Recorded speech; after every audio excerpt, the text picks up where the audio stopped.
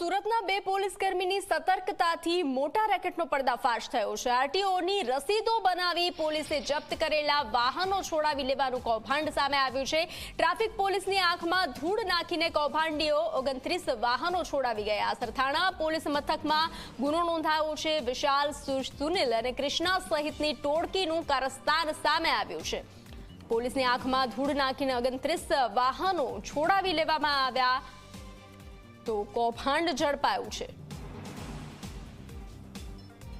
આ રીતે રિક્ષા છોડાવવા માટે આવેલો, પરંતુ એ વ્યક્તિ રિક્ષાનો માલિક નહોતો, પણ માલિક વતી આવેલા હતા। જેથી અમારા ત્યાં જે ફરજ પરના એલઆર હતા જિગ્નેશ ગિરી, એમને થોડી શંકા ગઈ, અને શંકા ગઈ એટલે એમણે આ જે આરટીઓમાં દંડ ભરાય છે એ બાબતમાં પણ થોડીક તપાસ કરી।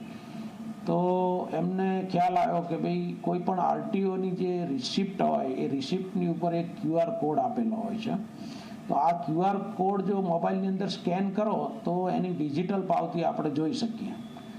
તો આ જે વ્યક્તિ રસીદ લઈને આવેલા હતા અને આપીને ગયેલા હતા, એમની રસીદ ઉપરનો જે ક્યુઆર કોડ હતો એ ચેક કરતા એ ડિજિટલ રિસિપ્ટ ડેવલપ થઈ નહીં।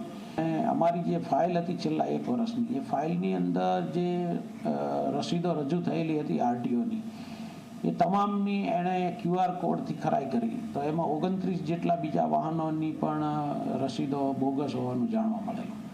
જેથી તેણે અમને જાણ કરતાં અમે પીઆઈ શ્રી ઢોકડિયા મારફતે આરટીઓમાં ખાતરી કરાવતા આ બધી રસીદો ખરેખર આરટીઓમાંથી ઇસ્યુ થયેલી જ નહોતી।